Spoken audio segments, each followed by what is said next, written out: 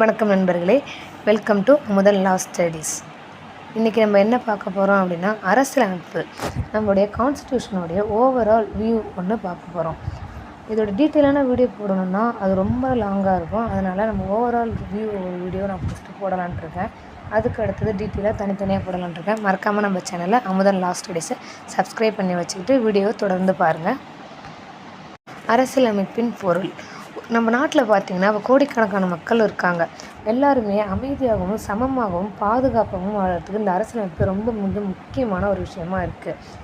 அதோட விதிமுறைகள் தான் நமக்கு ரொம்ப ஆணித்தரமாக இருக்குது. அதாவது அரசியலமைப்பு இல்லைன்னா நம்ம நாடே இல்லைன்ற மாதிரி இருக்குது. ஒரு நாட்டுக்கு அரசியலமைப்பு தான் மிக முக்கியம் அப்படின்றது சொல்லியிருக்காங்க. நம்ம அரசியலமைப்போட அடிப்படை கடமைகளும் அடிப்படை உரிமைகளும் நம்ம போன வீடியோவில் போட்டிருக்கோம். ஷார்ட்ஸாக நான் போட்டிருக்கேன். பார்க்காதவங்க கண்டிப்பாக அதை பார்த்துட்டு வந்துடுங்க. அதுக்கு அடுத்தது ஒரு அரசியலமைப்பு எந்த அளவுக்கு முக்கியம் அப்படின்னு பார்த்தீங்கன்னா, நம்ம ஸ்கூலில் எப்படி ஒரு ரூல்ஸ் அண்ட் ரெகுலேஷன் இருக்குது, நம்ம வீட்டில் எப்படி நம்ம அப்பா நம்மளை கண்டிப்பாக வளர்க்குறாங்களோ அதே மாதிரி தான் ஒரு நாட்டுக்கு அரசியலமைப்பு ரொம்ப முக்கியமான ஒரு விஷயமா இருக்குது. சப்போஸ் நமக்கு அரசியலமைப்பு இல்லை அப்படின்னா என்ன ஆகும்னு பார்த்தீங்கன்னா, நம்மளுடைய கவர்மெண்ட் எப்படி அதோட அதிகாரத்தை செயல்படுத்துதுன்னு தெரியாது. நமக்கான உரிமைகளும் நம்மளுக்கு முழுசாக கிடைக்காது. சமமான நீதி, நேச்சுரல் ஜஸ்டிஸ் இருக்காது. நாட்டில் குழப்பமும் சட்டமும் ஒழுங்கு பிரச்சனைகளும் நிறைய ஏற்படும். நம்ம நாட்டிலேயே ரொம்ப மிக உயர்ந்த சட்டமாக நம்மளுடைய அரசியலமைப்பு தான் பார்க்கப்படுது. ஏன் அவ்வளோ பெரிய உயர்ந்த ஒரு சட்டமாக பார்க்கப்படுது அப்படின்னு பார்த்தீங்கன்னா, இந்தியாவில் உருவாக்கப்படும் அனைத்து சட்டங்களும் அமைப்பிற்கு உட்பட்ட வகையாக இருக்கணும். அரசியலமைப்பு கீழே தான் நம்ம நாட்டில் வரக்கூடிய அனைத்து சட்டங்களும் இருக்கணுமே தவிர அது அரசியலமைப்பை பாதிக்கிற மாதிரி ஒரு சட்டம் இருக்கக்கூடாது. அப்படி இருந்துச்சு அப்படின்னா அது நீதிமன்றம் இல்லா நிலையாக மாற்றும். அதனால தான் அரசியலமைப்பு நம்ம நாட்டோடைய மிக உயர்ந்த சட்டமாக இருக்குது.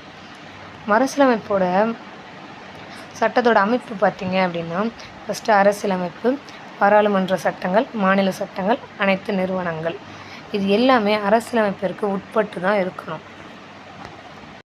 அனைத்து சட்டங்களுக்குமே ஒரு தாய் சட்டமாக அமைகிறது தான் நம்மளுடைய அரசியலமைப்பு சட்டம். இந்த இந்திய அரசியலமைப்பு சட்டம் உருவாக்குறதுக்கு அவ்வளோ கஷ்டப்பட்டுருக்காங்க, அவ்வளோ நாட்கள் செலவாயிருக்கு. அதனால தான் இது அனைத்து சட்டங்களுக்குமே ஒரு தாய் சட்டமாக இருக்குது.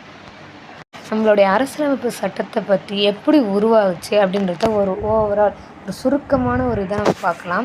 இந்தியாவில் ஆகஸ்ட் 15, 1947 அப்போ நமக்கு சுதந்திரம் கிடச்சிது.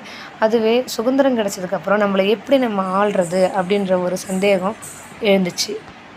மக்களோட உரிமையும் கடமைகளையும் பாதுகாக்கணும், நெறிப்படுத்தணும், செயல்முறைப்படுத்தணும், ஒரு நிரந்தர சட்டம் நமக்கு தேவைப்பட்டுச்சு. நம்ம பிரிட்டிஷ்க்கு கீழே இருக்கும்போது அவங்களுடைய சட்டத்தை தான் நம்ம பயன்படுத்திகிட்டு இருந்தோம். நமக்குன்னு நம்மளாக உருவாக்கப்பட்ட ஒரு சட்டம் தேவைப்பட்டுச்சு. அதுக்காக தான் ஒரு சிறப்பு குழு ஒன்று அமைக்கப்படுறாங்க. அந்த குழு மூலிமா தான் நம்மளுடைய அரசியலமைப்பு சட்டம் உருவாக்கப்பட்டுச்சு. அந்த குழுவுக்கு தலைவராக இருந்தவர் தான் டாக்டர் P.R. அம்பேத்கர் அவர்கள். அவங்களுக்கு அடுத்து கீழே யார் யார் இருந்தாங்கன்னு பார்த்தீங்கன்னா, N. Gopalaswami Ayyangar, Alladi Krishnaswami Iyer, K.M. Munshi, Syed Mohammed Saadulla, T.T. Krishnamachari, B.L. Milton, இவங்க எல்லாருமே அந்த குழுவுக்கு கீழே இருந்தாங்க. நம்மளுடைய குழு தலைவராக நம்மளுடைய அம்பேத்கர் இருந்து இந்த சட்டத்தை ஏற்றத்துக்கு, அதாவது நம்மளுடைய அரசியலமைப்பு உருவாக்குறதுக்கு மிகப்பெரிய கஷ்டப்பட்டிருக்காங்க. இந்த அரசியலமைப்பு பார்த்திங்கன்னா 26 நவம்பர் 1949 ஏற்றுக்கொள்ளப்படுறாங்க. அதுவே ஜனவரி 26, 1950 தான் அது நடைமுறைக்கு வருது. ஜனவரி 26, 1950 நடைமுறைக்கு வந்த பிறகு நம்ம நாடு ஒரு ஜனநாயக குடியரசாக மாறிடுது. அதை தொடர்ந்து தான் நம்ம குடியரசு தினம் இன்னைக்கு வரைக்கும் நம்ம கொண்டாடிக்கிட்டு இருக்கோம். இதில் நம்ம டாக்டர் அம்பேத்கருடைய பங்கு எந்த அளவுக்கு முக்கியமானது, எந்த அளவுக்கு இருந்திருக்கு அப்படின்னு பார்த்தீங்க அப்படின்னா, அவரோட தலைவராக பொறுப்பேற்றிருக்காரு. அவருடைய சட்ட அறிவு, ஆழ்ந்த சிந்தனை மற்றும் பார்வை காரணமாக அனைத்தையும் ரொம்ப வலுவான அடித்தளத்தை கொண்ட மக்களுக்காகவே இயற்றப்பட்ட ஒரு சட்டமாக கருதப்படுது. இதில் சமூக நீதி, மனித உரிமைகள், உயர்ந்த கருத்துக்களும் அவருடைய எண்ணங்களும் இதில் வெளிப்படையாக தெரியுது. ஏன் நமக்கு அரசியலமைப்பு முக்கியம்?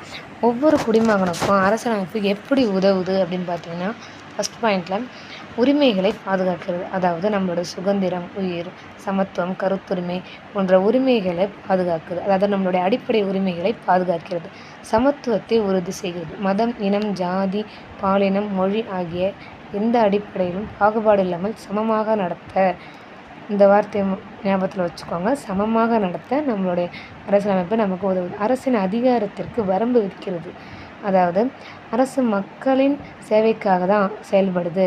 அதோடைய அதிகாரம் மக்களை கீழ்ப்படுத்த அல்ல, மக்களுக்காகத்தான் அரசு அப்படின்ற ஒரு அதிகார வரம்பை விதிச்சிருக்கு. நீதி பெற உதவுது. சட்டத்தின் முன் அனைவரும் சமம்னு சொல்லி அனைவருக்கும் கீழே உள்ளவங்கலேருந்து மேலே உள்ளவங்க அனைவருக்கும் இந்த சமூகத்தில் நீதி கிடைக்கும். அதற்காகத்தான் அரசியலமைப்பு சட்டம் உருவாக்கப்பட்டது அப்படின்னு சொல்லப்படுது. மக்களின் குரலை வலுப்படுத்தியது. ஜனநாயகத்தின் மூலம் நாம் வாக்களித்து நமது பிரதிநிதிகளை தேர்ந்தெடுக்க ஆட்சி அமைப்பு, அதாவது மக்களாட்சி அமைக்க நமக்கு ஓட்டு உரிமை, இது போன்ற மக்களுடைய குரல் தான் ஓங்கி நிற்கணும். இப்போ நம்மளுடைய கடைசி எலெக்ஷன் கூட நீங்கள் பார்த்துருப்பீங்க.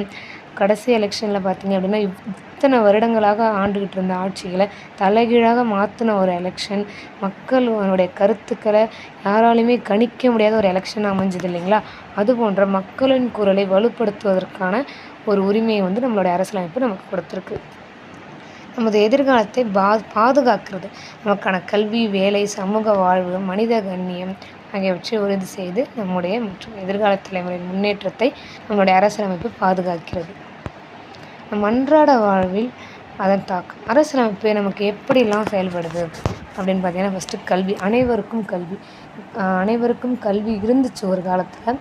ஆனால் எல்லாரும் படிக்கலை. பணம் இருந்தவங்க மட்டும்தான் படித்தாங்க. புக்கு வாங்க முடிகிறவங்க மட்டும்தான் படித்தாங்க. எல்லாருக்கும் எல்லாமே கிடைக்கல.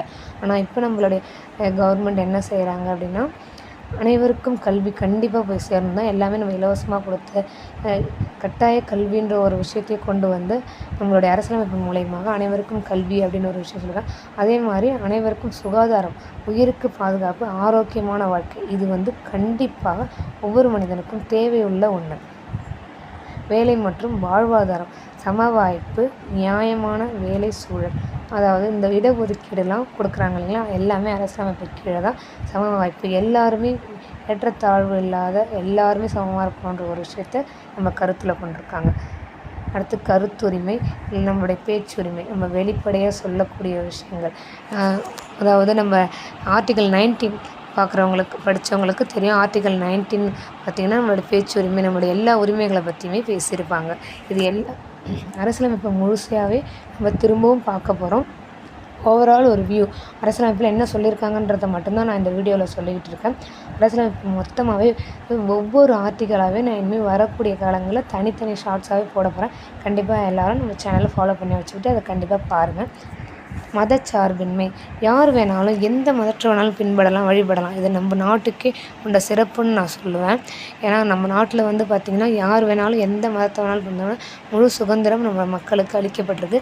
அதே மாதிரி நம்ம நாட்டில் எந்த இடத்துல வேணாலும் குடியேறதுக்கான சுதந்திரமும் நமக்கு அளிக்கப்பட்டிருக்கு. இது எல்லாமே ஆர்டிகல் 19 சொல்லப்பட்டிருக்கு. சுற்றுச்சூழல் மற்றும் எதிர்காலம், உயிர் வாழும் உரிமையுடன் சேர்த்து சுற்றுச்சூழலை பாதுகாப்பாக வச்சுக்கிற கடமை நமக்கு இருக்குது.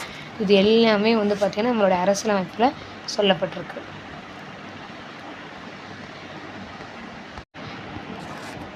அரசியலமைப்பினுடைய ஓவரால் வியூ நம்ம பார்த்தோம். ஒவ்வொரு குடிமக்களுடைய பொறுப்பு, கடமை, உரிமைகள், இது எல்லாமே அரசியலமைப்பில் சொல்லப்பட்டிருக்கு. நம்ம எந்த அளவுக்கு நம்ம இயற்கையை பாதுகாக்கணும், சமமாக எந்த அளவுக்கு நடத்தணும், மற்றவங்கள கல்வி மற்ற எல்லாத்துலேயுமே நம்ம எந்த அளவுக்கு சமமாக இருக்கணுன்றதை பற்றி எல்லாமே நம்ம அரசியலமைப்பில் சொல்லப்பட்டிருக்கு. இது எல்லாத்தையுமே வரக்கூடிய காலங்களில் நான் ஒரு ஷார்ட்ஸாக ஒரு ஆர்டிக்கலாக தனித்தனியாக, முக்கியமான ஆர்டிக்கல் தனித்தனியாக நான் 1 by 1 நான் போடலான்ட்டு இருக்கேன். கண்டிப்பாக நம்ம சேனலை சப்ஸ்கிரைப் பண்ணி வச்சுக்கோங்க. கண்டிப்பாக ஒரு ஷார்ட்ஸாக பாருங்கள். தொடர்ந்து நம்ம சேனலுக்கு சப்போர்ட் பண்ணுங்கள். Thank you friends.